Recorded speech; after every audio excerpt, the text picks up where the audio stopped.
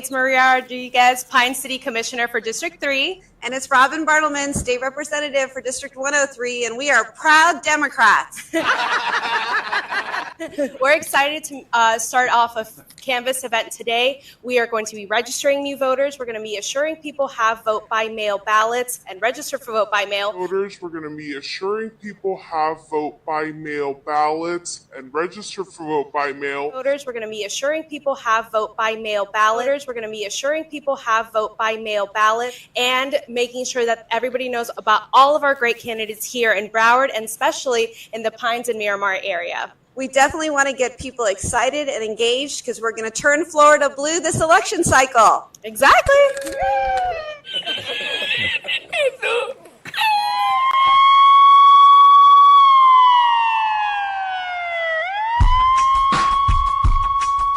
Welcome to Unsanctioned.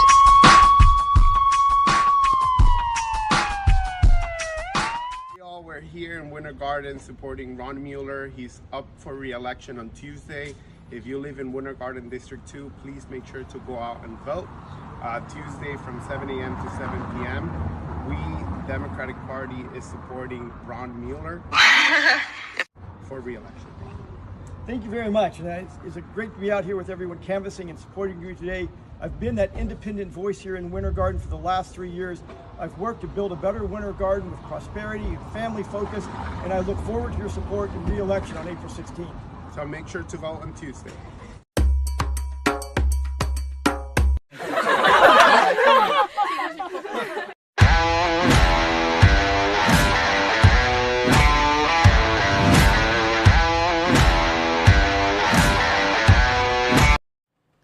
That's right, John. That's right. It is the kiss of death. It's right. The kiss of death. That's 100% right. Yeah.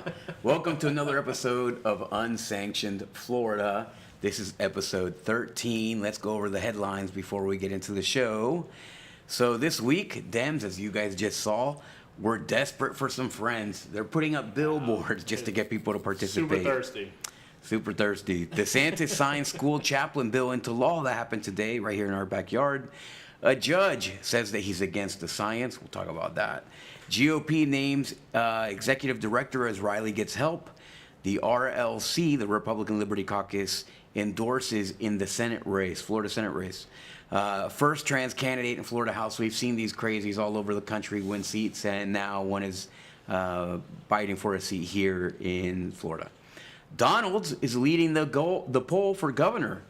And Miss America is running for commissioner in Orlando. The FDLE launches an investigation into a social media post by our local sheriff here. And more on this episode of Unsanctioned Florida. So stick with us. We're going to have a great show, and we'll be done in an hour. All right, so our quick prayer here. Lord, we are eternally grateful to you. We appreciate it. We really enjoy doing this every week. And we pray that as more and more people watch and more people are watching, we pray that you continue to give us the wisdom to put the stories that will impact people, that will educate people, that will inspire people to get involved and lead their communities and bring this country back and our state back to where it belongs, which is certainly a more Judeo-Christian place. We also hope at one point that we run out of stories like these because it seems like there's no end in sight, but we hope that we do one day. We can talk about all the great things that our state is doing and then all the great things that our country is doing. And there are a lot of great things, but right now we need to resolve some of these issues, and we hope that you inspire people to do that for us. So in your son's name, Jesus Christ, we pray for these things. Amen. Amen. Let's get into the show. All right. What do we?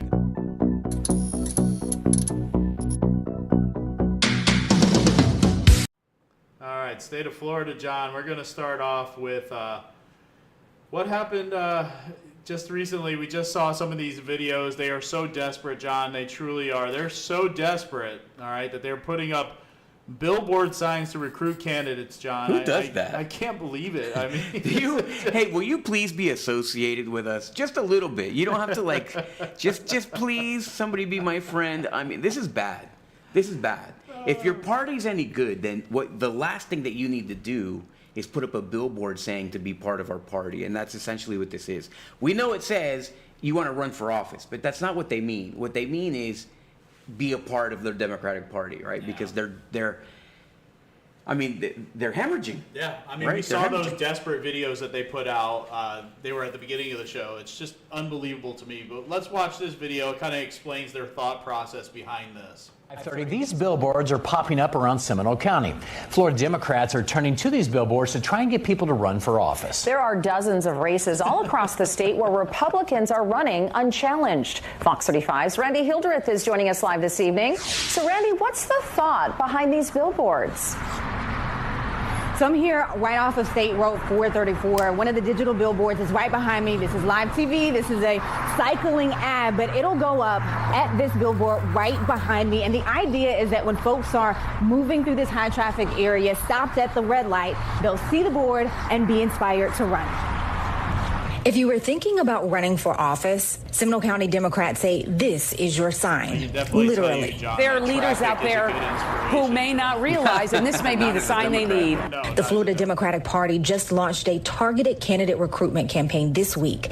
Billboards with the slogan, "You're a leader, run for office," are up in Polk County, Madison County, Miami-Dade County, and right off State Road 434 in Seminole County. We hold, several races, but we can't win them if we don't have candidates in them. Lynn Moira Dichter is the chair of Seminole County's Democratic Party. There. She says the goal is to recruit Democratic candidates for like open and uncontested races. The list of candidates on the county's website shows many are running as Republicans, and some face no challenger. Winter Springs and Altamont and Longwood and Lake Mary, all of those different places across the county have openings in 2024, and we have to make sure that we are leaving nothing on the table. Political science professor Aubrey Jewett says there's a spotlight on Seminole County because voting behavior has changed. Just look at the 2020 presidential election. Seminole County voting for a Democrat for president for the first time in about 50 years or more. He says voter registration efforts by Democrats have closed the gap between parties. The latest data shows that slim margin. Just under 7,000 registered voters separates Republicans from Democrats in Seminole County. We realize on paper it's a thin margin, but we're not concerned that we're going to all of a sudden become a blue county. We're not going to let that happen. Jewett says in the past, Democrats didn't run because they didn't think they had a chance. He says we can expect to see big pushes like this from the Democratic Party. They want to capitalize on what they see as even ground. So now it's taking an all-out recruiting effort to say, hey, if you run, we actually have a chance to win some of these seats. So there's that billboard that's up here off of State Road 434. We hear that there's another one that's off of I-4. Now, coming up for you new at 6:30, we'll have more reaction from both sides about the political future here in Seminole County. Reporting live tonight, Randy Hildreth. So this is the grand plan of the Democrat Party of Florida, is to put up billboards. This is going to recruit the candidates that are going to win. When they were around the table, no, that's not going to happen. No. You're 100% right. That's not going to happen. But when they were sitting around that table, they were thinking, how about billboards? And everyone's like, yeah, billboards. That's a great idea. And then that was Nikki Fried while she was smoking her joint, and came up with this one. All of a sudden they were like, no, this is a terrible idea. Why? Because they look desperate, and desperation does not beget much success. It just doesn't happen, right? That's not what attracts success. So it's just a losing effort. But now here's the thing: if you want to invite people to your party and you want to invite people to run, then what you do is have good platforms, right? That's right. You have platforms that don't make people ashamed to be a part of it. Castrating kids, genital mutilation, boys playing girls sports. These are not winners, and I don't know what it takes. They're not. They're not. But John, before the show started, we were able to crack into the Democrat Party's computers. Yeah, I know. It was a big effort. We pulled up the checklist that they have for potential candidates. Don't put it up yet. People have to understand. We hacked into the state Democratic computer system to find what the criteria is for the candidates that they're looking for. Why would they need to have a billboard to find people, right? Yeah. And so Tom, through his infinite computer skills, we did it. Success. And this is an exclusive. Only on Unsanctioned can you get this list. That's right. All right, let's pull it up. Here it is. Okay, so this is the Florida Democratic Party Leadership Blue 2024 checklist. All right, so number 1 on the list, John, is be any religion except a devout Christian. Okay, yeah, that's kind of obvious for them, right? That's obvious, yeah. All right, so have multiple piercings and unnatural hair color. That's obvious. That's a good one for them. Yeah, that's a good one. That makes sense. All right, so all sexualities welcomed except heterosexual. Oh, well, that's clear. I mean, I thought that would have been the first one for them. All right. Support genital mutilation. Oh, yeah, that's this is when you start to lose people. I don't know about that. Yeah. Understand the need for pornography in school. Yeah. Now that sounds like our school board members here locally.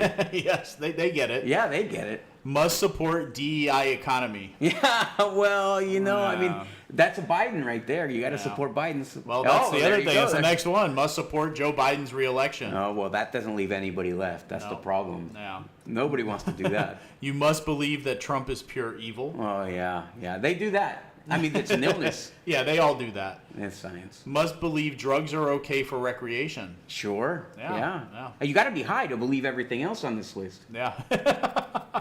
You must do exactly what the party dictates. Yeah. No deviation from that. No deviation. Can't deviate. All right. Or you can be assassinated. I think that's what they have JFK for, right? Yeah. You must believe that climate change is man-made. Yeah. Yeah. You got to believe that. And the final one on the list, John, is you must believe Barack Obama is the second coming. This is their favorite one. That's their favorite. So listen, you'll only see that list here. Tom, great job getting this list from the Democratic Party.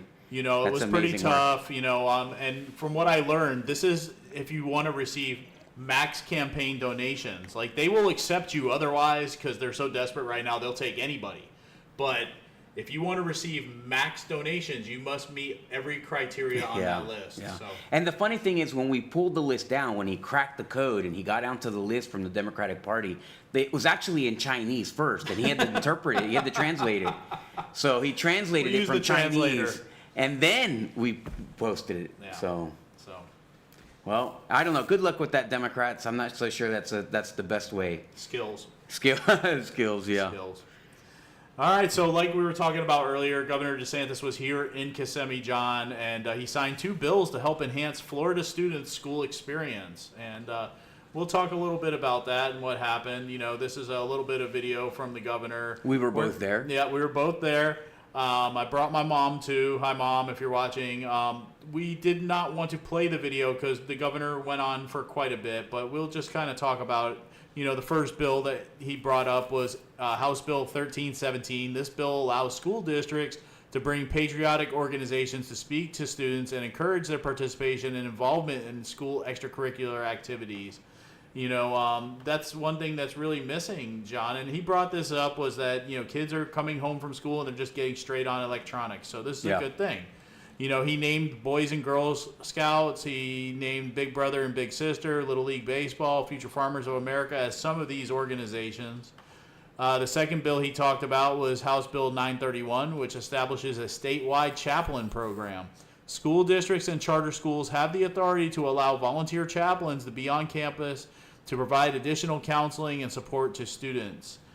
DeSantis also mentioned that students can receive support from chaplains only if their parents provide written consent to do so. So I see nothing wrong, but everything right with these bills, John. This is a great pair of bills. They address 2 issues, right? Well, actually, it's really one issue, but they solve it in 2 ways. Two ways that they can combat this issue. One is kids are not being inspired to lead better lives, right? Everything that they are witness to is telling them to diminish the quality of their lives through drugs or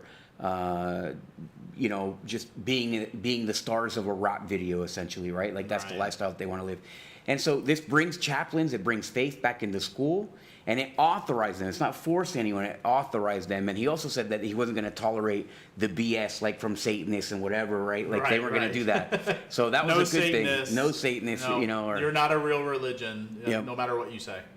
So it was a great bill. And then the other one, the patriotic things. And I really want to find out what the entire list of patriotic organizations is or what the qualifications are, because it'd be great as like the FRA and the RLC and us to be able to go into the campuses and talk to kids about their civic responsibilities. No, absolutely. Right? I agree. I think that's part of what we're doing in the Osceola County FRA chapter with our FRA junior chapter. Yep. You know, trying to teach these kids to be proud to be Americans. Yep. You know, we need more of that. And, you know, that first bill about the patriotic organizations, you know, I played Little League when I was a kid. I'm sure you did, John. You know, it was involved in extracurricular activities. It's a shame if a kid goes home and that's the only thing they have to look forward to is getting on the computer, getting on their phone, getting on a video game and doing that for the rest of the evening. That's just horrible upbringing. And the governor did talk about that, you know, how different it's things are impacting from kids when they were when we were kids, you know. When we were kids, you know, we had video games, of course. But we still went out and did things. We rode our bike. We hung out. We threw a ball. You know, we did things. So I think there's nothing. The only thing I would say is this, John. With the other bill with the chaplains, I just hope that they vet these people very well. Yeah. Because he said they could be of any religious faith. I want to make sure that they are vetted extremely well, because if they are not, I think we could have a bad situation on our hands. And Well- I'm sure that they will. I'm sure they will. Yeah, it's got to be people who are involved, right, in the community at some level, on some faith level, right? Like you, pastor of a church and stuff like that. I really do like the program. This is a great initiative, and this is the highlight. Like we've seen his polling, his approval rating has increased drastically since he got out of the presidential race, because he went back to focusing on things that are going to improve the lives of Floridians. Absolutely. Right? He went back to focusing on the state of Florida, which is what Floridians wanted. And he's good because he's a results-driven guy. He doesn't. Is he the most personable human being on the planet? No, he's not a retail politician. He doesn't go around, you know, like shaking hands, rubbing your head. Like that's not. No, he's like, I'm here. I'm going to sign these bills. I thought about these bills. This is a great way to improve the lives of Floridians. And boom, move on. Bye. He doesn't even like to stay and shake hands, and he doesn't like to do all that stuff, right? At least that's what it appears like to me. Well, yeah. But he likes to pass great legislation. We get the benefit of him working. Yeah. And I think that people appreciate that, and I like that myself. And I'm I'm the same way. I'm socially awkward. I don't like to necessarily be around and whatever. I like to enjoy people, but it's hard in that kind of setting to just kind of. Absolutely, John, Right? and I can relate to that. I'm not the most socially adept person. I'm not the outgoing type that's going to come up and, hey, how you doing? I'm Tom. No, I'm not. I'm going to sit back and just observe the room, and I think that's probably a lot of people out there. So. Yeah, I think that a lot of people can relate to that, right? I can be outgoing, but I'm usually not. Yeah, well, as opposed to Trump, right? Trump is like the perfect master in all settings, almost, right? Yeah. Like he's the combination. He'll say hi. He makes you feel. He's funny. He's like charming. He likes to be the center of attention. He's the guy that pushes his way through other world leaders to be at the front. That's him, right? So they're completely different, but nonetheless, we're glad to have the governor back here doing this type of work. And I hope that this pays off for these kids. Yeah, absolutely. I don't see, like I said, I see nothing wrong and everything right with this. So, yeah. But I see a lot wrong with this, John. Florida judge rules that this judge doesn't like science. No. He rules that this school has to temporarily allow a transgender teacher to use preferred pronouns. And, can you imagine what school is this? Where does this say what part of the state this is in? First of all, let me do a quick shout out. So I want to thank Joe for watching. Tony, as always, Tony, you're such a great friend of the show. Jim Trouts, who's running for supervisor of elections. Make sure that you vote for Jim. Well, we like Jim. Jim's a great guy. He's the best. So we just wanted to say hey. And to everybody out there. So please like and share the show while you get a chance, and we appreciate it. Absolutely. All right. So what is here we go with this judge. Crazy story. Once again, the state of Florida has a First Amendment problem. Chief U.S. District Judge Mark Walker wrote in the temporary injunction, of late it has happened so frequently, some might say you can set your clock by it. This time, the state of Florida... I don't even know what that means. Yeah, exactly. This time, the state of Florida declares that it has the absolute authority to redefine your identity if you choose to teach in a public school. The opinion released Tuesday continued. So the question before this court is whether the First Amendment permits the state to dictate without limitation how public school teachers refer to themselves when communicating to students. The answer is a thunderous no. See, this is BS. And before we go on, this is the problem here. What this judge is saying is that now everyone loses their rights. This isn't about the school determining that you can or cannot say that. This guy, whoever he convinces to call him, I don't know, ma'am, then he can do that, right? But if he can't convince you to call him ma'am, he can't force you either. So now what this judge is saying is that this guy's right to be mentally ill is more superior than your right to stay in reality. And that's just completely wrong. It's not about what the state's rights are. It's about what your individual rights are. And now this guy is going to be victimizing all the students who won't play along with his, mad games. It's fantasy. It's fantasy, exactly. 2 trans teachers and 1 non-binary teacher filed a lawsuit in December over the state's Parental Rights and Education Act, which they call Don't Say Gay, that restricts teachers and educators from using pronouns that don't align with their biological sex. Walker granted Katie Wood, one of the trans teachers, a temporary injunction, arguing in the illegal opinion that the law violates the First Amendment. The injunction does not reverse the law for everybody completely. Only Wood will be allowed an exception to the rule since students called the teacher Miss prior to the 2023 law. After the law went into effect, students called Wood Teacher Wood instead of Mr., God. Which Wood claimed was stigmatizing. Okay, having a 5 o'clock shadow and lipstick is what is stigmatizing, not what they call you. I think that's more stigmatizing to the kids than the kids calling him Mr. Yeah. I'm sorry. Forget it. Whatever they call you, they call you. That's what it is. If you can convince them, okay, you convince them. But otherwise, you can't force people to play this mental illness game. No. To participate. No, it's ridiculous. And people need to get over themselves. It's just sad. All right, so moving on from there, John, we had talked about a little bit about George Riley, the executive director of the Florida GOP, who got himself into some trouble. He went on a drunken bender, ended up at a couple of hotels in Kissimmee. Well, that's what they're saying. He was drunk when they found him, essentially, right? Yeah. But they said that he trashed one hotel so bad that they kicked him out. He went over to the B Resort and Spa over in by Disney Springs. He was found there, heavily intoxicated. We don't know the whole story of where George Riley was or exactly what happened. Yeah, here. It's all mysterious. All right, but it was another black eye on the party. They did put a new director, interim director. This is him right here. And, Evan Power went ahead and named Bill Helmick to take over as interim, according to a draft email obtained by the Tampa Bay Times on Friday. In the email, Power wrote that Riley is getting the help he needs so that he can return to helping us move the party forward. Power wrote that he had consulted with several stakeholders and that Helmick is prepared to hit the ground running.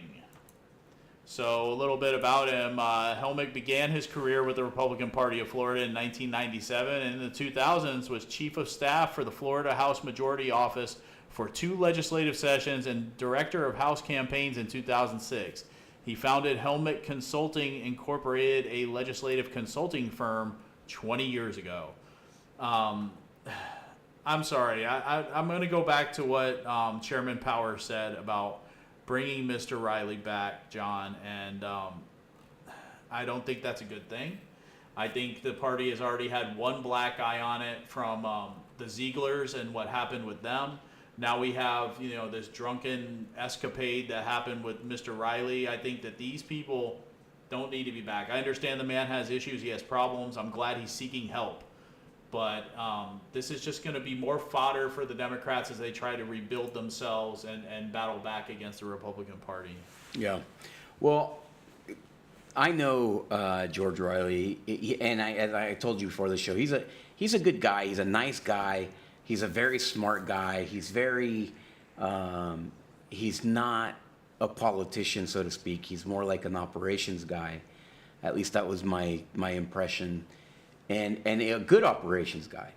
And so here's my trouble is that, all that being said, he's a good guy. I don't know him super well, but I do know him. So the question is, why all of a sudden have we turned into a society that has more people addicted working through or with an addiction? And this is just based on what the story is. I don't even know if that's the case with him, but right, like there's so many people who are addicted working right now, and we act like it's no big deal. It's no big, whatever.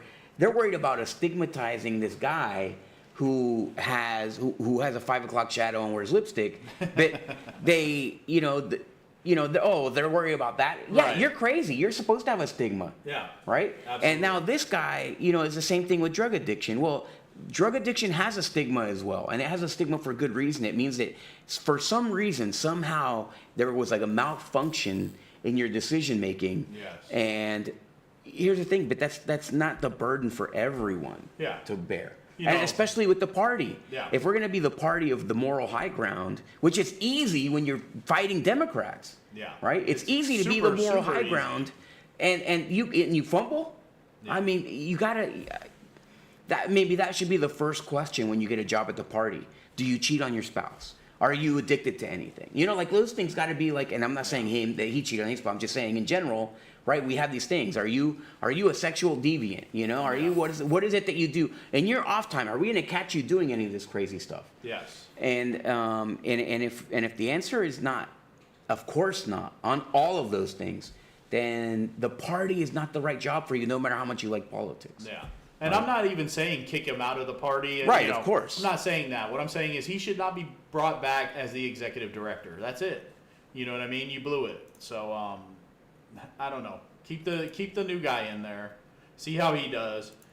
Give Riley a different position within the party if you find that you need to do that. But keeping him out front and center, keeping him out there so that the Democrats have something to point at. No. He just got into that job too because it was Helen Aguirre-Ferrer. Yeah. And he had just been appointed by Evan Power. Yeah. And I don't know. Was it like celebratory, this whole bender that he was on or something, whatever? I don't know. You gotta wonder. I don't know. And I suspected early on, before they had said what hotels he was at, I suspected he was at a notorious hotel here in Osceola County. Not going to say keep it a secret. I'm going to keep it a secret. But yeah, I suspected he might have ended up there.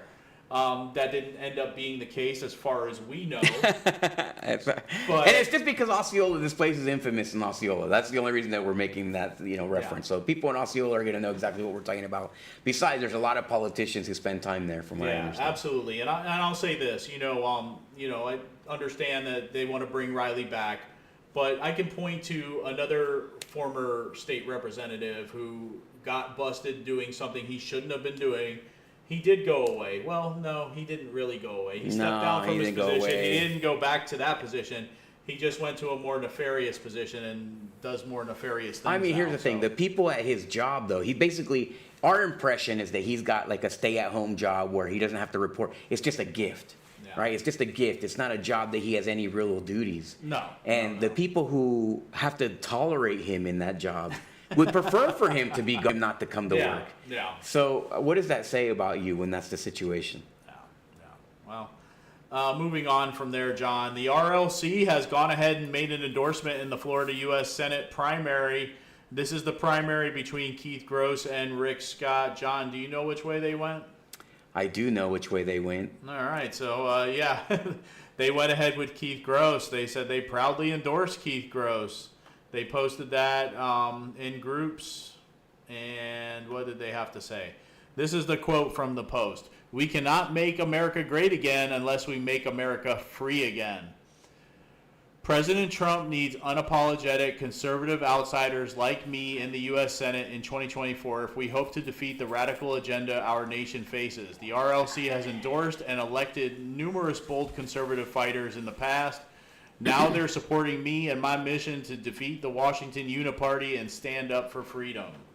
All right. Well, According to the political group, the RLC is a 527 volunteer grassroots membership organization dedicated to working within the Republican Party to advance the principles of individual rights, limited government, and free markets.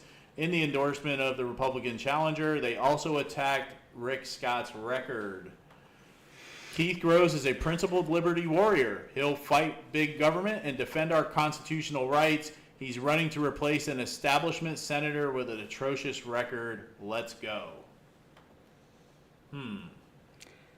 So, my thoughts? Yeah. Okay, I appreciate the sentiment. Okay? I was at the RLC convention when Keith Gross went there, and Keith Gross sponsored pretty much. He was like the main sponsor of the event, and I know that they like him for that. Yeah. But that makes it that makes the endorsement mean less to me.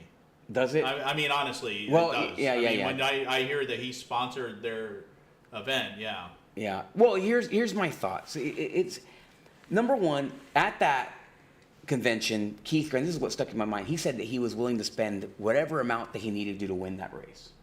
Okay. Yeah. So, how much has he spent so far? I think he spent like $1 million, right? If he really wanted to win this race, he would have spent $10 million already. Yeah. He would have spent $15 million already. And here's how, Keith, here's the way that you would win this race if you were serious. You go out, you spend those $15 million, you organize all groups like the RLC, the FRA, you go sponsor the heck out of them. You throw money at all these organizations like crazy. Why? Because you're going to get all these activists running. You're going to turn out the Republican vote. And then they're going to understand that you paid that money, right? So it has like the effect that, well, you know, some people are going to be like, oh, he's trying to buy the votes. Well, here's what you're doing. You're introducing yourself to the entire state of the people who actually vote in every primary. Yeah, absolutely, right? And I agree with that, John. I'm not trying to say that if he was to do that would mean less. I'm just saying that this endorsement specifically, because it's like a quid pro quo type of thing, right? Yeah, and I don't know if that's the case. I'm not saying that that's the case. I'm just saying that he would, if he really wanted to win this, he would have been true to his word and spent $15 million. Yeah. Now that's easier said. I don't have $10. So he's got 15, he's got 30 million, he's got 20 million, whatever he's got. He said that he was willing to spend it. So if you're willing to spend it, you're already behind the curve, which means, are you really going to win? Yeah. Right? Okay, so here's the next thing. The RLC. I also appreciate the RLC. The RLC, the Republican Liberty Caucus, they're a bunch of fire-breathing dragons. I get that. I respect that. I love absolutely. that. Right? I agree. But what are your chances that Keith Gross are going to win this? Using the strategy that he has. So is it more important to focus on this race versus all the local state races and whatever? Right. You can go and fight those causes. So or let me say this, if Keith said, let's say Keith gave the RLC $50,000 and then the RLC's job was to go spend that money winning local races, I'd endorse him for that. Yeah. Right? Yeah. So he's basically proving that he's a warrior for the cause. It's not just him, it's for the cause. Yeah. And that gives the RLC the ability to go and fight. And yes, that would make it mean more to me. That would make it mean, right? So all of these things, I don't know, I'm not in the background, I don't know. But here's the thing, at the local RLC here, we haven't felt Keith Gross at all. Right. In our Osceola County, we haven't felt Keith Gross at all. We haven't seen him at all. So you got to be winning the local game in order to win a primary. And I'm not sure that he's done that. So I can tell you this, John. We have seen Rick Scott. He's been everywhere. Rick Scott has been here a whole bunch. So again, if you're not here, if you haven't traveled here, if you haven't spent enough time here, I would listen. Go get a room at Secrets for a week. Burn up the Osceola County, right? Burn it up in Osceola County. Talk to every Republican person here and win all these votes one by one, right? I mean, do that. Win them 10 at a time. Win them 20 at a time. 30 at a time. You know, create these events and then go to the next county. Is a Senate seat winnable against an incumbent? I imagine that it could be if you did it like that. Yeah, absolutely. If you put in the work, you really put in the work. And then thirdly, my third point before we move on is just, I'm not offended by Rick Scott, the way that they are. And here's why. Yeah. It's not that he has a perfect voting record or whatever. He's not an Erica Booth. No. Right? He's not a Ricky Booth. He's not a Fred Hawkins. He's not one of those guys. So in Osceola County, we're fighting like the most decrepit, worthless, inept, feckless people ever. A true uniparty. Yeah, a true uniparty situation in Osceola County. More uniparty than anything I've ever seen. Yeah, so I mean, man, if you want to make a change, let's make it on a local level. And I think that there's other places that are more desperate in need of this kind of help. So I get the point. It's a nice gesture. It's great. And but here's the thing. I like Rick Scott. He's been down here. He talks when he comes down here and he connects with people. And he's also not the world's greatest retail politician. Right. But when he comes down here, he does connect with people. He talks to people. He shows his face quite often. He reaches out to the Hispanic community. Right, that's to his benefit here in Osceola County. Yeah. So to the Republicans here, he's making all his rounds. He's doing his job. Where is Keith? Yeah, where is he? So I haven't seen him. Yeah, I mean, come on, you gotta. So what I don't know what the goal is, what the end state goal is. Like a lot of people run because they have a goal for something else. Right. Right. A lot of people run because they want to sell a book, or a lot of people run because they want to do something else, or get a show, or something like that. Yeah. And I don't. But if winning is his goal. I don't know, John. It makes me sick to my stomach when I hear people say that they're going to spend as much money as possible to win a seat. I don't like the feeling of. I think that's a terrible thing to say. A political seat. That's the worst thing about our government and our country. $1 million on a state senate or an actual Senate seat. It makes me sick to my stomach, honestly. Yeah, nobody likes to hear that you're willing to buy a seat. There's so many more better things you could spend that money on. You can build Republican infrastructure, an actual real Republican infrastructure across the state with that amount of money. Yeah, absolutely. Right? Like you can go and make sure that we win a whole bunch of seats for $1 million and ensure that the state is super conservative. Why do you want that seat so badly that you would spend $1 million? I don't know. It just makes me wonder. Yeah, I mean, we have a supervisor of elections who violated state statute twice. She called people. She lied on television. She's a disaster. Yeah. Go give $10,000 to our supervisor of elections candidate. Yeah. Right, Jim Trout. Those things make a difference, and those things win. That's how you win a Senate seat. Spend $1 million to help other Republicans win. Yeah, and chances are you'll win a lot more votes that way than just passing out T-shirts. Absolutely. And I like he's a great guy. I'm not saying anything negative. I'm just saying let's the show is all about being honest and truthful about the political situation, and so that's one of them. And here's the thing. I'll never hate Rick Scott after running against Mitch McConnell. Yeah. And I think a lot of Republicans, right? I'm like vehemently to the right. It's not, I don't hide who I am, right? But the fact that he ran against Mitch McConnell said a lot about what his intentions are. So his voting record may be whatever it is. But and I know what the concerns are. I do understand the concerns. But in the end, I mean, the locals where it's at right now. Absolutely. So, John, a transgender candidate has filed to become the first transgender member of the Florida legislature. And this is the individual right here. Oh. Oh, my goodness. Oh, my God. No, wait. Sorry, that's a mistake. That's a cadaver that you got to pay. Sorry about that. Sorry. It's very rare that you can't tell. You know what I mean? Oh, yeah. It's very rare that you can't tell. So. Yeah. You can't tell between her and a cadaver, or him and a cadaver, or whatever that is in a cadaver. So Democrat Ashley Brundage this week opened a campaign account to run for a Hillsborough County seat in the State House and tried to become the first transgender member of the legislature. Brundage filed the paperwork to run in House District 65, which is held by Republican Karen Gonzalez Pittman out of Tampa, according to the State Division of Elections website. LPAC, a national organization that helps LGBTQ women and non-binary candidates, issued a statement Friday supporting the Brundage campaign. In the face of relentless anti-LGBTQ legislation in Florida, Ashley Brundage's voice is not just important, it's essential. That's Janelle Perez, LPAC's executive director. We are witnessing an unprecedented wave of policies that undermine the rights and dignity of LGBTQ plus Floridians. Are we? No thanks. I mean, I don't think so. No, thank you. I don't think so. And I think that no, thank you. This individual is going to have a very tough time. Very tough time. Yeah, come on, Tampa. Yeah. Don't do this to me. Let's make sure. Don't do this. That's going to be too much. We're going to be right. We're going to be talking about her for the next year, 4 years. Please don't do that. Because that's going to consume 15 minutes of our 1 hour every show for the next 2. Yeah. So let's go, Tampa. Please don't do that to us. Don't do it. Don't do it. Don't do it to like yourself. Biden says, don't. Don't. Okay. All right. That's ridiculous. So, a recent poll, John. Byron Donalds is leading the potential 2026 GOP governor's race. And I'm not really too surprised by that, although I figured Matt Gaetz would probably be leading it. But, yeah, it's Byron Donalds. Yeah. And, I guess those are the three right there, those three people? Well, there was more. No, those are the three that in that order. Was it in that order? Yeah. So, this is a poll done by Victory Insights. Donalds led with 20.6% of the vote. Gaetz with 12.8%.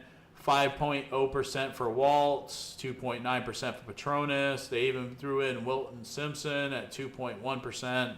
And as you can see, there's 42.5% undecided. So I think that's nuts. A little bit soon for people to start thinking about this. But still, Donald's getting ahead of Gaetz. He's out there. Byron's a great guy. I mean, very personable, very friendly. He is a good retail politician, right? He's a confident.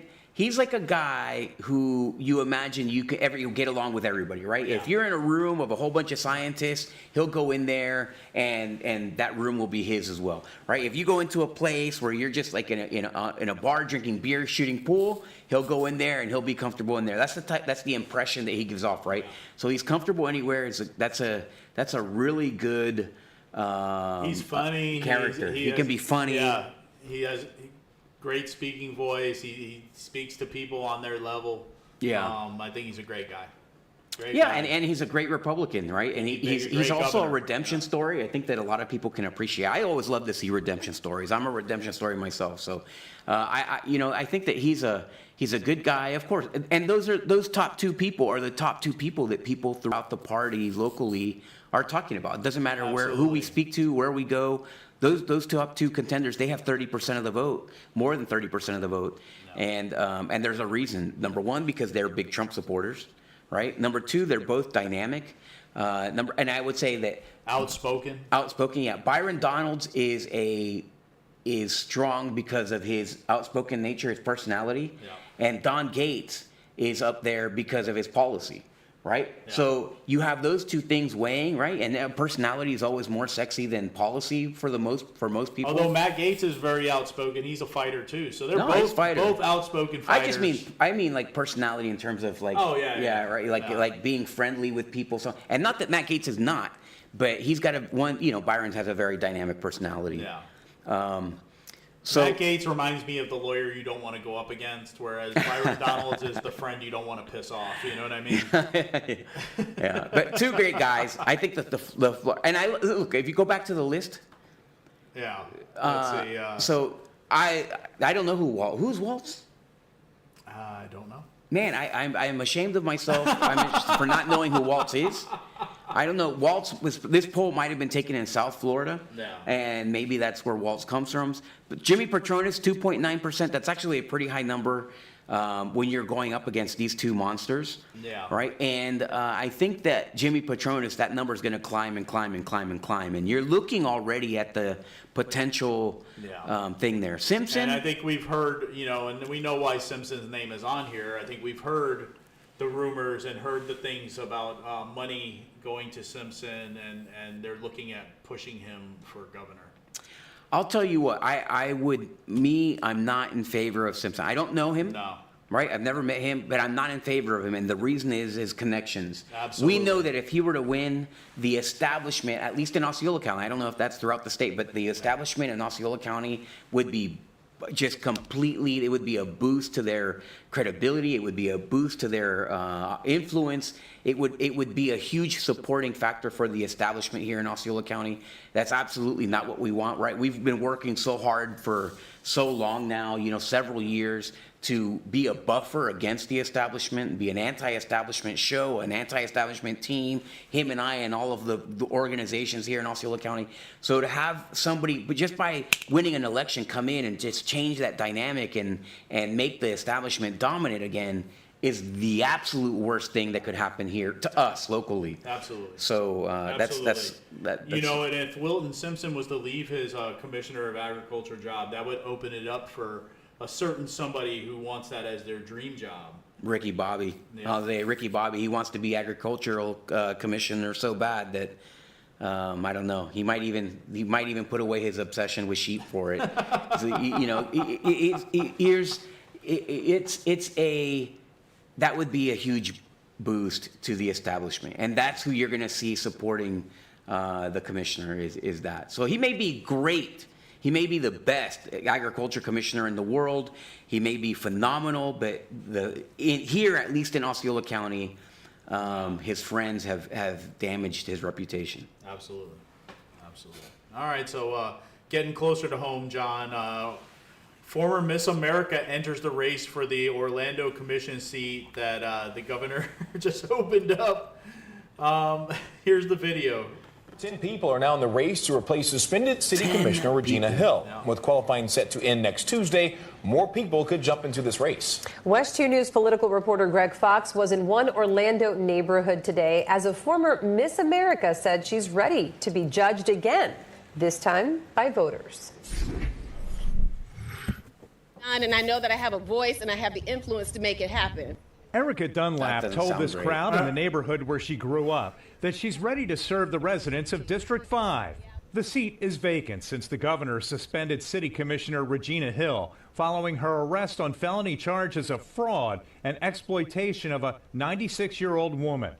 Whoever wins the seat will serve until a new election is held in November of next year. Dunlap, who lost to Hill in 2017, is a public relations professional. She's also an entertainer and celebrity after winning the Miss America pageant in 2004. But she has a message for her opponents. A lot of the other candidates are likely going to purport that I am in this to showboat. I'm in this thinking that this is a beauty pageant. But I'll tell you one thing is for sure. I'm very well aware that this is not a beauty pageant. But if it was, I'd win that too. Dunlap says some of her goals for District 5 is to improve economic opportunities for people who live here, also to improve arts and culture, and raise the image of its neighborhoods, including her neighborhood, Clear Lake Cove. And there is potential in District 5 beyond the plight, beyond the problems, beyond the issues. Among the candidates already qualified for the special election to replace Hill, former Orlando State Representative Travaris McCurdy, Shan Rose, who lost to Hill in 2021, community activist and previous candidate Luana Gelzer, and Miles Mulrain, who runs a local nonprofit. The election is May 21st. That's right around the corner. Yeah. Here's, okay, the good and the bad. They're all Democrats. This is a Democrat race. It's a Democrat slot. And they're going to win that race. But number one, how did she lose the first time? How does Miss America lose? That's a great question, John. How does Miss America lose to Regina Hill? I mean, how does Miss America lose to anyone? I mean, it doesn't matter. I guarantee you that the establishment had a role. The Democratic establishment had a role in picking Regina Hill because how do you lose? How does Miss America lose in any race, political race? It's crazy. Yeah. But even on that sign that they showed, it says home of Miss America 2004. Yep. I mean, you people, come on. So I'm surprised that she lost. Maybe she's a terrible candidate in a sense. She didn't do a great job here. And the reason that I didn't think that she did a great job here is because she sounds very combative. Instead of being Miss Congeniality, she's like Miss Combat. And that's like me. Right? Like my life would be so much easier if I was Mr. Congeniality. You know, maybe that's what they want and need down there as a fighter. John. Yeah, they need that because she just talked about it. She said it's not about the plight and all these other problems. Yeah, there's a lot of problems in her neighborhood in that district, and they're never going to be resolved by people who only serve themselves, and that's what they've had for a long, long time. Yeah, they had Regina Hill, and literally, she's accused of stealing $100,000 for a facelift. Yeah, that's what she's done. from an elderly person. Yeah. I mean, it's convince this elderly person that they were related. Yeah. And it ended up being they weren't. It's terrible. Yeah, it is. But that's who this person was. That's who Regina Hill is. So anyway, John, before we go on to Osceola County, we have this important message.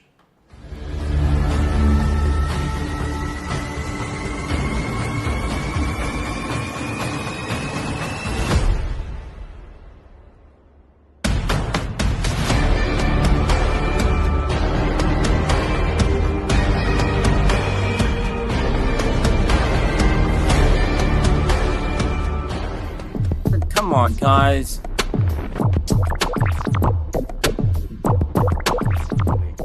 The sound must be actually working. Yeah, now you know who it is, right? 7.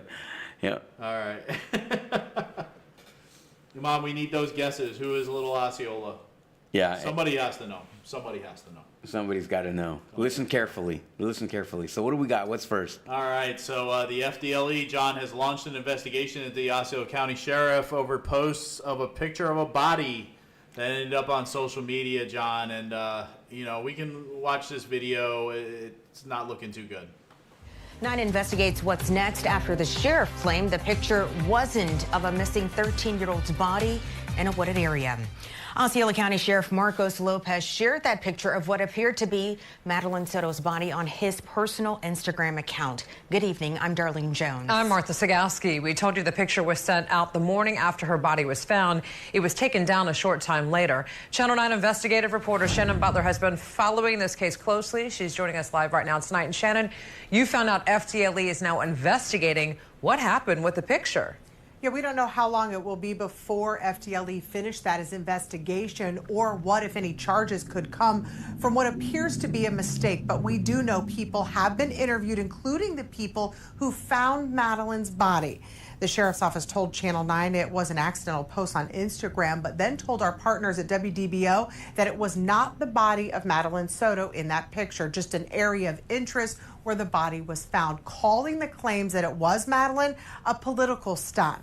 But the sheriff did not say whose body was shown then in his picture. And we know from the investigation his claims are not actually true. In fact, the body was wearing clothes that matched the clothes Madeline was said to be wearing when she was reported missing. Her father told me he did not see that picture, but he did have something to say about what happened. I hate that I live in a world where I have to call my parents and warn them that an internet troll might send them a picture of my dead daughter and that they should just go ahead and start preparing for that possibility. I hate that we live in that world. That's where I land on that. There were also some questions about why the executive director at the sheriff's office took a selfie with Stephen Stearns after his arrest. We have asked FDLE for comment today, but we have not yet heard back. In the meantime, the state and the police departments are continuing to meet on the entire investigation to see if and when more charges could be filed. But for now, they have no new updates. They tell us check back again. All right, I'll start with you, John. It's terrible. I have something to say, but we'll go with you first. So, I know what you're going to say, so I'm not going to touch on that. I'll just let you say it. But this, how do I want to say this? So this executive director of the sheriff's office has been a anchor, I would say, around the neck of Lopez. Yeah. Right? Nothing positive has come from that hire. Like, there's so much strife within the office over her and her role, right? There's so much negativity around her and the role that she has and the way that she interacts with the cops there and with the deputies. It's pay, I mean, there's so much, and the level and whatever, and her experience. And I think that is going to be that's a one pressure coming into his race, and he's running for re-election now. So this is an election year for him. Yeah. Now then you have this incident, but it's not the first. Like they just mentioned, that executive director took a selfie with the guy when he was arrested. Totally unprofessional, totally improper behavior. You would never expect anyone in law enforcement to do that. Right? Never. I just would never. I mean, how often do you see that? When you do see it, people get in big trouble over it. Yeah. Right? It's just such a lack of professionalism in that field. It takes away from the seriousness nature of that job. Then for him to do this, right? Or we don't know if he did. These are allegations. I don't know. We know it's under investigation, right? We don't know exactly what happened. But he never explained it. All he did was say, this is a stunt. But when you're looking at the facts of how something happens, it's that they can't hide it. Yeah. Either it is or it isn't, right? Like they interviewed the people who found the body. That means they're going to be able to determine whether that picture was actually the picture or not. Absolutely. Right? What it was. Yeah. They're going to be able to determine that. And if he lied, my God, that's big trouble. Why would you? Why? What's the purpose? There's no purpose of lying. So this is such a dangerous position that he found himself in, because now he either has to come out and acknowledge that he lied to the public, right? Or he gets in trouble, if it's the case. Or he gets in trouble for lying to the public. Absolutely. It's either way, it's terrible. Absolutely, and that's what I was going to say is, you know, I personally like Sheriff Lopez as a person. I've met him several times, shook his hand. He seems like a really nice guy. I think that it was a huge mistake to come out and say that this was a political stunt, especially if that's not the case. And we don't know whether it is or not, but, you know, the news is reporting that the body was wearing the same clothes that the little girl was missing, she was wearing when she went missing.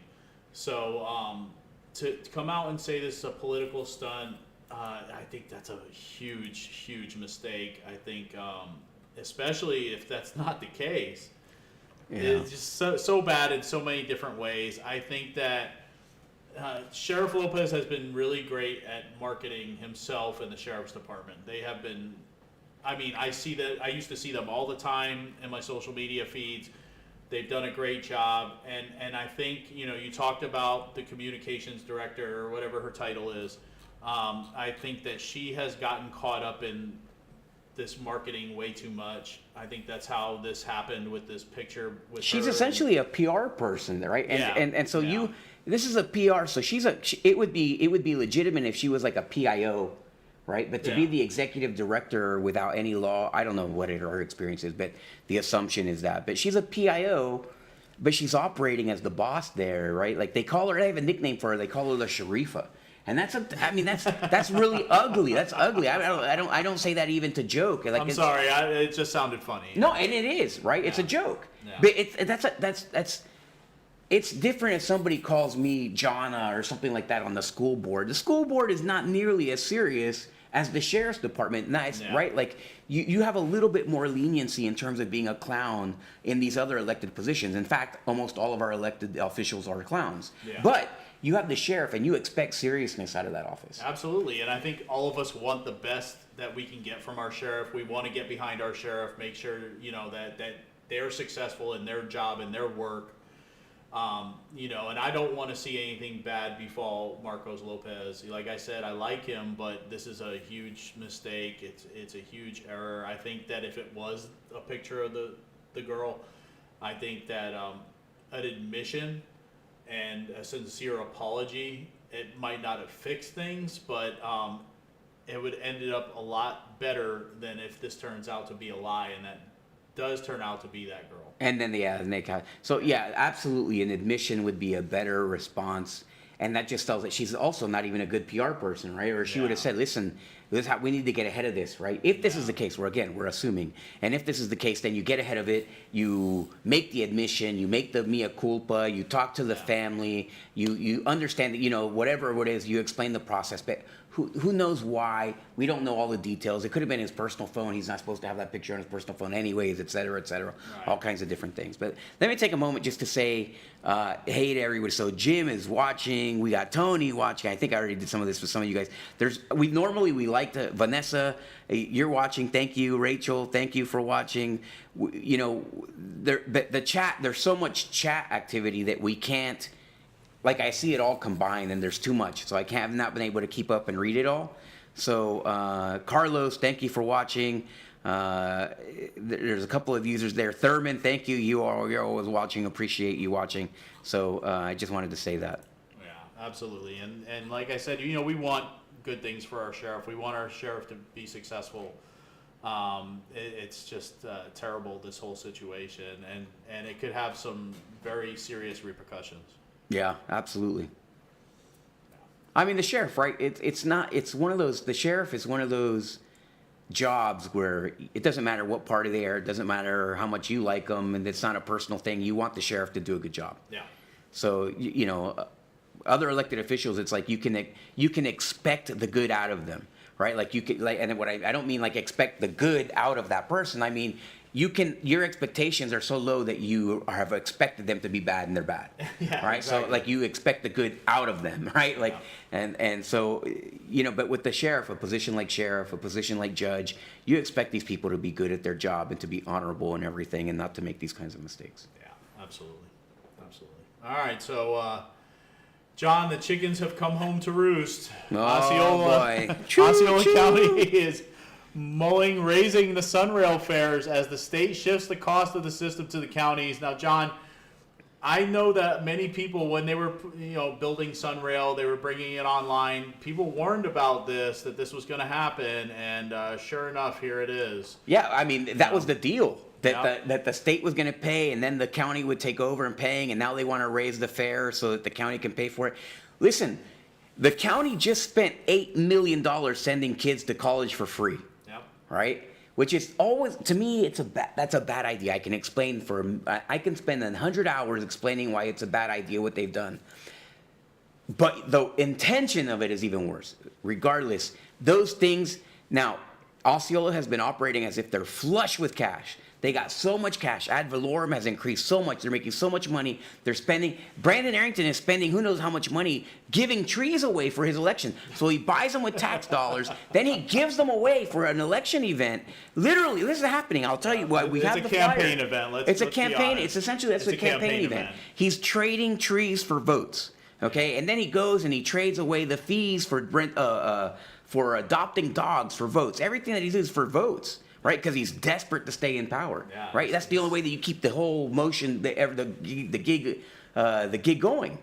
All right, so this is one of these byproducts of the county not being prepared for something that was so obvious. Because before they put this train, before they even put the wrap on this train, they knew exactly what day that the county was going to take over paying for this, and they're not prepared for it, and that's why they have to increase.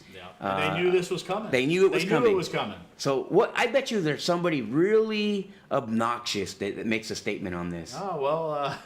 I don't know for sure. You could be right. I could be right. I could be right. So yeah, higher fares are coming to Sunrail riders as the commissioners discuss how to cover funding for their portion of the system before the end of the year. That's when it's going to come back to them, John. The funding for Sunrail transitions from the Florida Department of Transportation to local government partners starting in December. Osceola County commissioners are bouncing around the ideas of how to cover the $12.2 million needed for the 3 stations in the county. Tawny O'Lore, the deputy Osceola County manager who's leading the transition across Central Florida, said while the Rail Commission hasn't discussed increasing fares, anything can happen.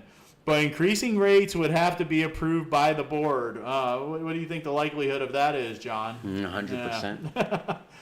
Osceola Commissioner Ricky Booth said small hikes in ticket prices will allow the county to capitalize on increasing ridership to cover Sunrail expenses. And Osceola County is also banking on development of a controversial clean energy factory next to the Poinciana station to generate revenue.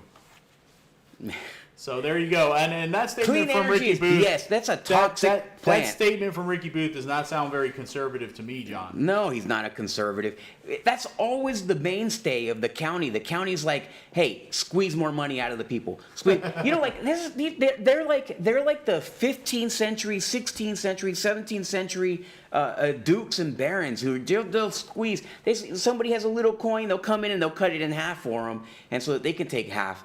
These people are absolutely ridiculous. They're constantly looking for ways to squeeze it out of you instead of being responsible or good stewards of our tax dollars. Yeah. They have no interest in that. They have no interest in their responsibilities. They have 100% interest in serving themselves. That's the only reason that they exist in these roles. Ricky Bobby is an absolute creep, and he has no idea what he's doing. It's the truth. That's just the truth.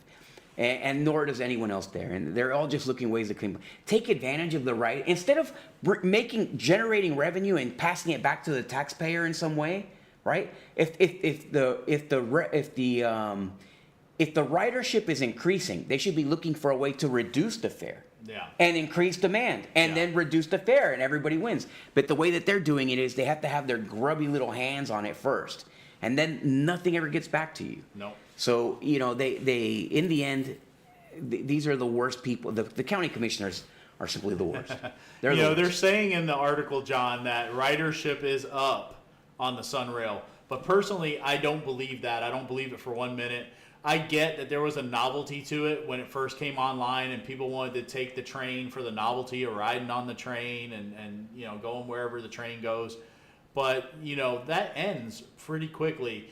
And once you realize that you have to sit on that train with the extremely poor people and homeless people that ride on that train, you don't want to ride on that train anymore. This is not like a public bus system. This is the Sunrail train. And I remember when they brought this online, John, they convinced the public, they had told the public that this was going to take cars off the road, that more people were going to be riding the train, that it was going to relieve the congestion and the traffic. And it has done none of that. None of that. None of it. I mean, here's the thing. I don't think that I like trains, right? I like taking the train. I like the mode of transportation. I used to take the train from here when I was in the Army and I was stationed at Fort Bragg. They don't call it Fort Bragg anymore. It's still Fort Bragg to me. In North Carolina, Fayetteville, North Carolina. I would take the train back and forth when I had the time so I can come back to my family, right? Because my family still was living here. I was still stationed over there. So I enjoy the train. I like the train. I like the mode of transportation. It's a great novelty. It's a great novel. Yeah, it is. Right. And I'd love to be on the train for a longer period, take my kids on, and it's good for my kid. Right. My son loves trains. Right. He's a train himself. He's a runaway locomotive. He is. Yeah, he is. Right. Yeah, anybody can attest to it. And my, but beyond that, it has not done what it was supposed to do, which was serve as a way for people to get to their jobs. Right. And avoid putting the cars on the road. No. It didn't do that. No. So if it didn't meet that function, they should have been thinking in advance, right? What are we going to do? What are we going to do? What are we going to do? What are we going to do? So I don't doubt necessarily that it has increasing ridership because, the more people know, more people are moving into town. I think from day one, yes, but I think, that they have these record numbers of people riding on it. No, I don't believe that. Or is it sustainable? Right? Is it like self-sufficient? Is it a self-sufficient system? Why should they have to raise prices or have to take any action at all? It should get to the point where it's generating revenue right above, it's operating in the black and it's providing a surplus revenue to the county. It should generate revenue for the county. Yeah. Right? If it's not doing that, then they need to review the model itself. Right, but that's they're the problem telling they face right now is that they're not generating enough revenue off the ticket sales they have right now. Yeah. So now they have to raise the rates because they don't have enough people riding on the train to pay for it. So, but even if it were, I wouldn't doubt that the morons on the county commission would increase the price anyways because they can't help themselves. Yeah. They're asking for more taxes, but they're giving away more free stuff. At some point, the people of Osceola County have to realize that if they give away $8 million for free college to students, right, there has to be they have to be flush with cash. They have to be flush. So why is that money not coming back? The only way it comes back is to go get a free tree from Brandon? Yeah. For an election? You have to remember that all these things that they give away for free is your money. Is to refuel their re-election campaigns because there's no term limits on the county commission. So and it's your money. They can keep running until they don't want to run anymore. And it's your money. Again, I'm going to say it's your money. They're not giving you anything. They're giving you back a small percentage of what you gave to them already. Yeah. So, Don't refuel their campaigns. Don't go to this tree event. I heard. No, go to the tree event. Go to the tree event and protest Brandon Arrington. Yeah. Go there and protest Brandon Arrington and say, why in the heck are you using my taxpayer money for this dumb stuff? Yeah. Giving away free trees? Why don't you just give our taxpayer money paying for your campaign event? Yes. That's what it is. It's a blatant campaign event. Yeah. Somebody file an ethics complaint. Yes, please. All right, so the Kissimmee commissioners are tightening the rules they follow to travel at taxpayer expense. And it came up a discussion about Mayor Olga's upcoming trip. She's going to Washington, D.C., I guess. There's Mayor Olga. And the commissioners voted unanimously to update policy adopted in 2017 after questions were raised about this trip. At the end of the month, Mayor Olga Gonzalez is going to represent the city at a faith-based summit. The policy will now require commissioners to create an expense report and produce an itinerary before embarking on any official travel. I can't believe they didn't have this to begin with. I was going to say the same thing. Commissioner Angela Eady, who asked to have discussion of travel policy placed on the agenda, raised the question of whether a commissioner should even attend the summit. Of course. Are we surprised? Of course. Are we surprised by that? All right.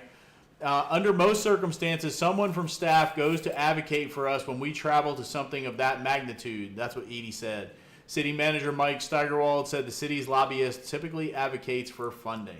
Who's the lobbyist? Who is their lobbyist? It's got to be interesting. I want to know. We're going to have to do a public records request and see who their lobbyist is. Yeah. I wonder if he supported the illegal sex trade at some point. So, it's this point. Listen, first of all, could be. It could be. There's a lot of people watching the show right now. And this is just the Florida specific show. We get great numbers on the Florida show already, but there's a ton of people watching. I just want to say thank you to everybody who's watching, because there's a lot. There's a lot on all different channels. There's a ton of people watching, so we appreciate it. So yeah, this whole thing with the Kissimmee City Commission. Number one, I'm surprised that they didn't have that regulation. Yeah. Why would you not have that to begin with? Here's the thing. I fought for that in our county here, even for the school board. The school board doesn't want to do anything because they want to be able to send people anywhere for any reason.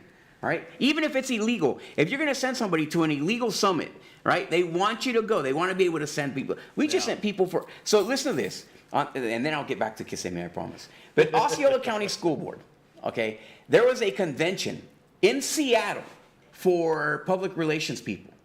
It was $4,000 per person, $8,000. This is not our primary business, right? This is not sending teachers to go get professional development. This is PR people, one of which I think is retiring in the near future. Yeah. But they're going to spend $8,000 to send them to this convention in Seattle, Washington, where you can't even barely bring anything back there and it not be illegal anywhere else. And I think we all know what goes on in Seattle, Washington. Yeah, I think we all know pretty much. I mean, they probably have no, I'm not going to say. I was going to go way off. I'm not going to do it. But then, but they had, at the same time, they had a convention here in Orlando, which would have cost them about $200 a person. Yeah.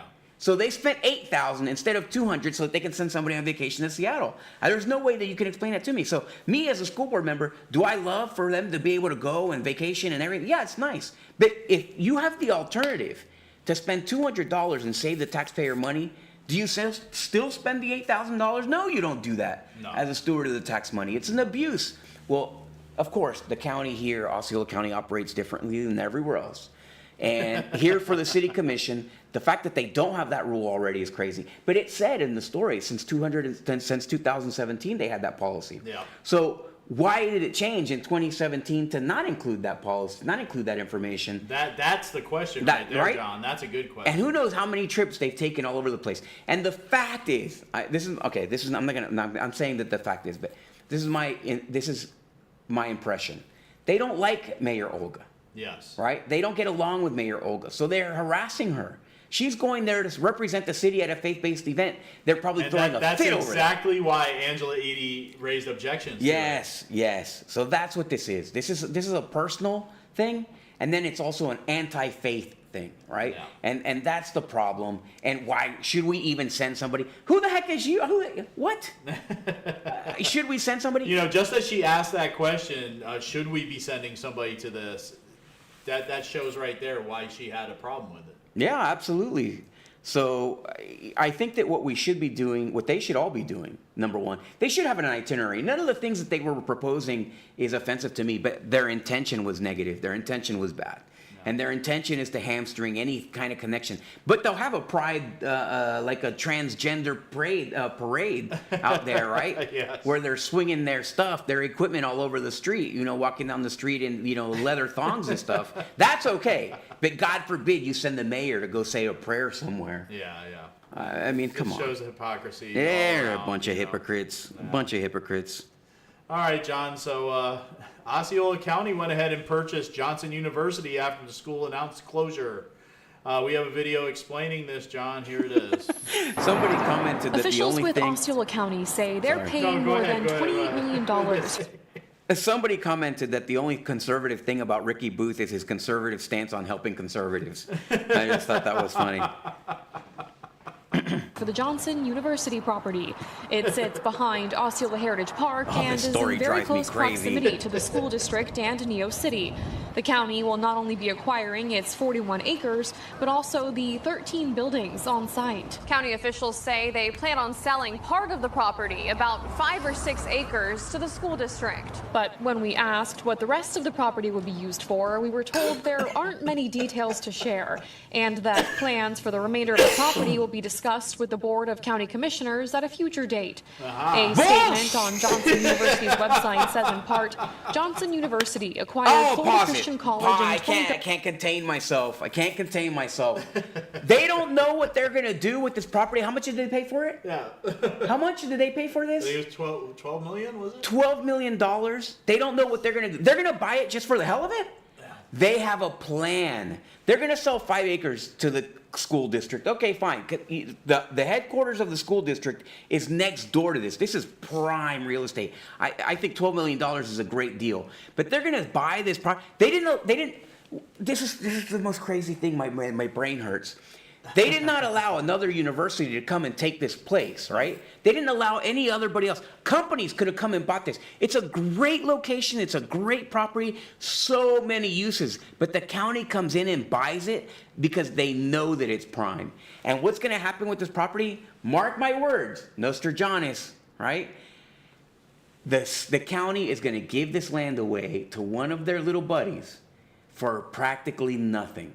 Just like they did with Brandon at that Osceola Arts, right? They gave him that, right? Like, they basically paid Arrington to take it over, all right? And they're going to do the same thing here. This is a favor in the making. I guarantee you this is a favor. They're going to make a deal with somebody. They're going to give one of their friends, one of their cronies this deal. This is going to be a $12 million gift at the end of the day. This is pure and simple. They're buying this land because they can, because the county has a ton of cash, and they're going to make somebody very happy, but it's not going to be the citizens. No, I agree. 13. At that time, Florida Christian College had lost its accreditation and faced significant financial hardship. Johnson's team thought they could turn things around, but they continued to face challenges in enrollment, saying each academic year saw declining or disappointing results, which led to increasing operating deficits. The university is working individually with each student, each staff person, and each faculty member to help them with their next steps. In Osceola County, Megan Mulatto, WESH 2 News. Man, that's a beautiful campus, a perfect area, I swear. That's going to be like Brandon Arrington's next office or something. It's going to be like this. He's going to build his mansion like right in the middle of that campus and then wall and put parapets with machine guns all around the end of it. That's what I imagine that his plan is for this. But put up worship walls. But the idea that they don't have a plan for what they're going to do for this is total BS. They have a plan. They know exactly who they're going to give this land to. They know exactly. And I guarantee you that they all sat around their corner drinking like, I don't know, like goat's milk or something and deciding what they're going to do with this land, you know, while they're, you know, dunking bats' eyes or testicles into their goat's milk and eating it. This is, you know, this is just straight up corrupt. Let's see what they're going to do. Let's see what they're going to do. Maybe I eat my words. I'd love to apologize to them, and I would. And be completely wrong, and they actually do something that's good, as long as it doesn't, if it does not benefit, if it does not go to benefit one of their friends, I'll eat my shoe. I mean, how can you believe for 1 minute that they bought something of that magnitude and had no plan whatsoever? I mean, what kind of idiots? What kind of idiots would do that? You know what? We don't have it's such a good piece of property, we're going to buy it anyways with no plan. It's the county. It's the county. The county's not supposed to be. They're not real estate investors. No, and they had a plan. And who did they use as the realtor? Wait. Who did they use as the realtor for that deal? I want to know. We need to find out. We need to find out who the real estate deal is through. Right? I'm willing to bet. I'm willing to bet It may not be Cheryl Greed because then she couldn't vote on it, although they would vote together. If it is her, I wouldn't be shocked either. No. I can't pretend I'd be shocked. No. But I bet you that realtors are real good friends of theirs, and they wanted to make that deal happen. So Absolutely. We'll see. And it's like they knew what they were going to do with that Kmart building, right? They knew that they were going to turn it into affordable housing. No. What happened was that one of their friends came to them and said, I want to do this with that Kmart building. Right. And then they did, because they left it. Yeah. It's been sitting there. It hasn't moved. All right, so that wasn't their idea. No, they don't have ideas because you have to have a brain to have an idea. Yeah. But lobbyists come, like let's say it was a lobbyist who supported the illegal sex trade. And that guy came and said, hey, listen, I want to do this. Right. Well, then they, that's how those ideas. They don't have ideas of their own because they're all morons. Yeah. I forget sometimes, John. I know. They're almost human. I want to give them at least a little bit. I wish I could. Just a little bit. I wish I could. So developers in St. Cloud to pay a fee for public art if new ordinance passes. Now, you read that headline, John, and you feel like, yeah, okay, cool, great. But listen closely to what's said in this video. New ordinance could require developers in St. Cloud to install art on their properties or put money towards an art fund. As West 2's Megan Waddle tells us, it would require developers to contribute 1% of their total development costs with a cap of $500,000. Officials with the city of St. Cloud are considering a new public art ordinance. It would require developers to put an additional 1% of their total development costs into a public art fund, or use that same amount of money to install artwork on the property they're building. Art is fairly broadly defined in this. So if you have a bike rack and you want to be accommodating to alternative forms of transportation, you could have a very fancy bike rack, or you could have something that says your brand to it. You could have upgrades to your light posts. If you're building a community, you could have upgraded to your mailboxes, those sorts of things. Could also be statues, could be paintings, murals, those sorts of things. The fee would be capped at $500,000. If developers choose to put their money into the fund, a dedicated committee will decide where and how it'll be spent. The whole issue, Megan, really has to do with affordable housing. Stephen Oger is the CEO of ContraVest, a development company focused on multifamily residential communities. He says mandates like the public art ordinance raise the cost of housing. The reality is, if you want to reduce the cost of housing and make it affordable, don't add costs to the housing. When you're fighting as a developer, it's not just one fee. I mean, we're fighting all these measures of, like I said, insurance costs, inflation, interest rates, and now add this. It will likely, again, kill projects that might be on the table for development. And the only way to reduce rent for residents is to increase competition. Only way to increase competition is to bring more supply to the market. The city says the goal of the ordinance is to add value. The focus of the initiative is really to bring value, add to the uniqueness and the character of our neighborhoods, and to really make St. Cloud an excellent place to live, work, and play. They've already ruined that. Megan Waddle, West 2 News. The ordinance will have its final public hearing and vote at their April 25th council meeting. All right, that's their line. You go first. A great place to live, work, and play. They always say play. I hate that word. When you're an adult, you don't play anymore. But this is the thing, John. All right, if this was truly to go after developers, I understand the point that the apartment developer has, that you're not going to have competition that's going to keep apartment developers out. That's the good thing. Okay. The bad part about this is that this money is going to go into a fund that a certain committee, is going to decide how this money is spent. All right. So in other words, this fund, let's call it what it is. It's a slush fund. All right. I think that's the technical term for this. That's the proper term. It's a slush fund. Slush fund, yeah. It's a slush fund, and they're going to appoint certain people, probably their cronies, to be on these committees, or this committee that's going to decide where this money goes and how it's spent. It stinks, John. It stinks. It stinks. This stinks really bad. You're 100% right. They're going to create a committee. They're putting that money in a pot. And then they're going to put their friends, and then they get to decide where that $500,000, million, up to $500,000 per developer. Yeah. That's right. It's per project. So this fund is going to have millions and millions of dollars. This is a fleecing of the developer. Now, I'm not. A lot of people think, and I want to clear this up, that I'm an anti-development guy. I'm not an anti-development guy. I'm not an anti-anything guy. I'm just a use your brain to do the best thing for the community guy, right? So at the end of the day, I'm just a community guy. If it's good for the community, you do it. If it's not, you don't, right? Do we need housing? Yes. This guy, Stephen Ogier, this is a good guy. This company has a great reputation for building apartments, right? They're all over the place. They do a ton of stuff. They're local. This is a good company. So, and this is not a promotion for them at all, nor are they a sponsor of this show, although feel free to send us a few bucks for saying so. But this guy knows what he's talking about. He knows what he's talking about. Right now, the pressures for developers is super high across the country. It's getting impossible. So what we're doing is we are compacting the people who are able to compete in this business space. As the economy worsens because of Joe Biden's Bidenomics, then all of these developers are getting the squeeze too. Not just us, they are. Yeah. So all of these housing prices, everything, it's a disaster from beginning to end of the process. So the county is forcing the kickback. Maybe not a personal kickback, but they're forcing a kickback. This is basically a pressure to squeeze the contributions from these people in a way that they wouldn't have gotten otherwise, right?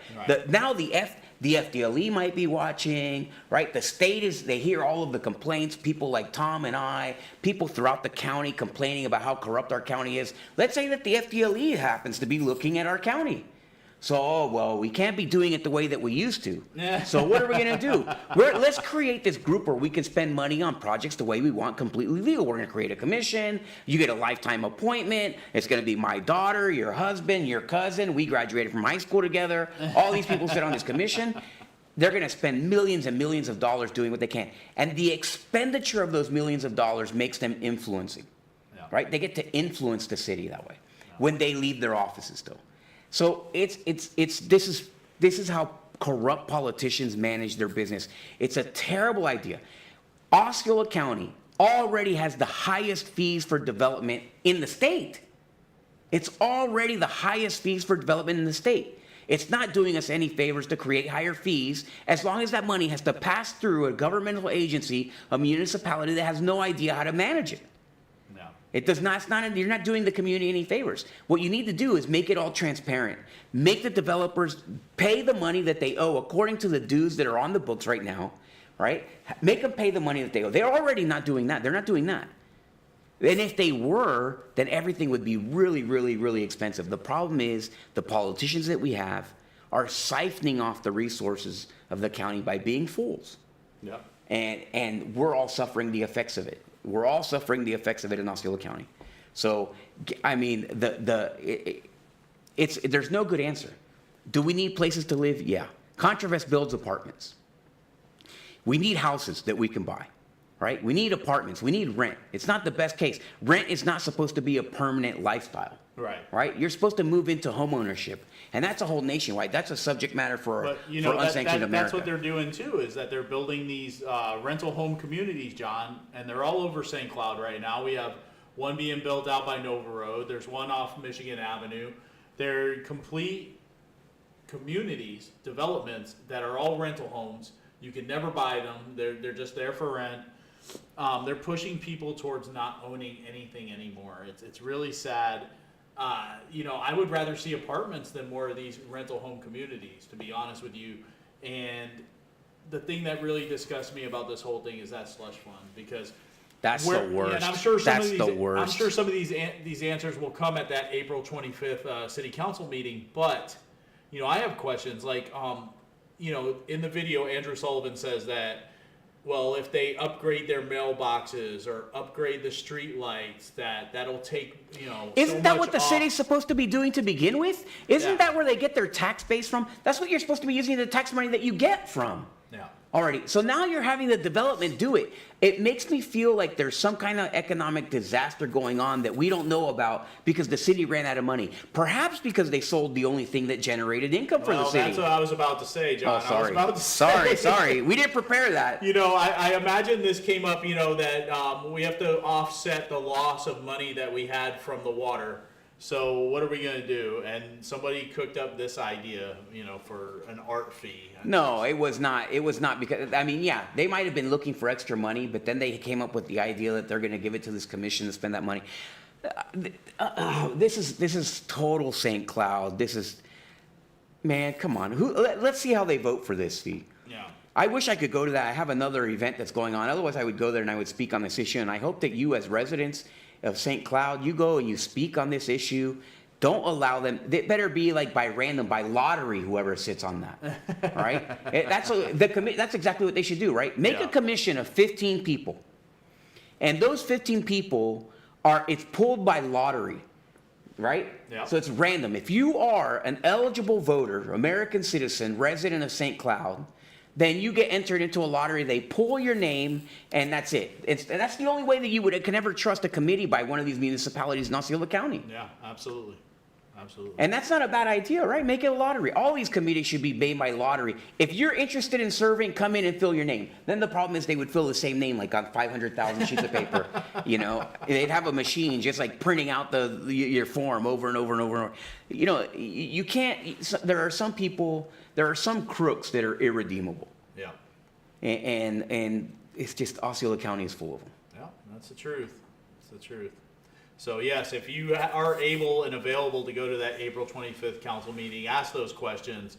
We need to know, how this money is going to be decided, how they're going to decide to charge the developer, how much work, how much art does the developer have to do to offset that $500,000 cost that they're going to bring down on them.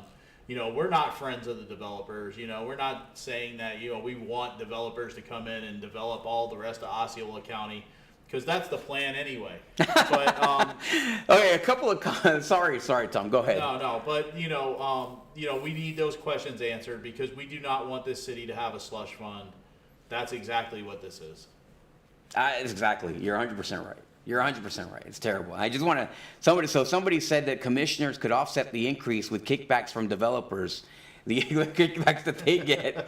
That was for the train story. I shouldn't have read these comments in the middle of it, but and somebody mentioned it wasn't Cheryl Greed, the realtor for the Kmart building. She was the realtor for that transaction. She was. Yeah. And then somebody. And no way, Jose was the broker. Yeah. And St. Cloud is going to use the money to lay brick on the rest of the roads. And that's not enough money. That boondoggle, Thurman, is never going to end. It's never going to end, because Cathcart has to make up the job they did on New York Avenue. So they're going to have to go back and redo that, which means they're going to shut down that road. Those businesses on New York are going to suffer again. I know they have litigation in court, but I believe that Cathcart has to redo New York Avenue. They have to. It's in their contract. Or they're going to get sued, huh? Yeah, or they're going to get sued again. They're already being sued by the city. Yeah. So, it's just, they should have just put asphalt down and been done with it. They could go out of business. That's what they should have done. Just asphalt down and be done with it, because obviously this has not worked. And this was the scheme cooked up by Dave Askew when he was on the city council. This was his idea. You can see how well it's worked out, over $10 million and growing, and it's never ending. It's never ending. I mean, I'm afraid that they would go into bankruptcy and then forget it. Then we'd be stuck with the result. Because it's just I would want to. I mean, who knows? I don't know how much money Cathcart has or whatever, but this is a terrible, terrible, terrible situation. I mean, because it is so messed up. You cannot leave it. You can't just patch it up here. It's like the whole length of it is horrible. It's a nightmare, and everybody in St. Cloud knows it. Everybody in St. Cloud. It's a nightmare. It's a nightmare. I mean, this is something that happens in your home, right? Like, you hire a guy, you're like, ooh, you don't know, he's $100 cheaper. Let's go with this guy. And then he comes up and he messes everything up. It's like the Griswold's cousin, the guy who drives the RV, comes in. Uncle Eddie. Uncle Eddie comes and lays bricks, your pavers in your driveway, and it's just messed up forever, I mean, the messed up thing, John, is that they knew that Cathcart screwed up New York Avenue, and then they hired them again to do the rest, do Pennsylvania and 10th Street. So it just boggles the mind, the crazy decisions, and they'll tell you, well, we have to go with the lowest bidder. I don't believe that. I don't believe that at all. Yeah, well, so, you know, I feel for those businesses on New York Avenue, but you're going to go through it again. You're going to get shut down again. This road's going to get shut down again because they have to fix it. If they can fix it, they need to go to Kissimmee, talk to whoever did the Kissimmee Lakefront, because the Kissimmee Lakefront bricks, they're perfect. I mean, you don't have the problems you have when you go down downtown St. Cloud. No, you don't. You don't have those problems. And that's a longer stretch, right? That's longer. It's a larger project, I think, the Kissimmee Lakefront. And I know that guy has to rankle the community in St. Cloud, that just a couple miles down the road, somebody else did a project bigger and it was perfect. And then there you go there and it's like horrendous. Horrendous. They're going to have to pay a big art fee. I had to drive down there last week. I was driving down 10th Street, and it was just like boom, boom, boom, boom, boom, boom. I've ridden my motorcycle on there. I'll never again. I mean, literally, it was like cross country. It was terrible. It was what horrible. A nightmare. I have to. If I'm going to go down there, I have to drive the army truck in order just to be safe. You survive in the army truck. Yeah, it doesn't ruin the suspension.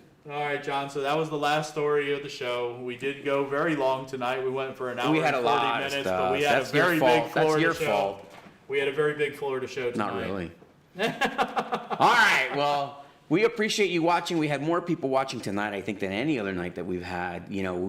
I've mentioned it before that watching live. Yeah, we have a lot of trouble, getting our statistics right from Facebook, and so. As I mentioned, we're going to be migrating. I mean, I don't know. Maybe they're putting us back on, leaving us alone for a minute or something. Who knows? They have bigger fish to fry now. Yeah. The election draws nearer, Yeah.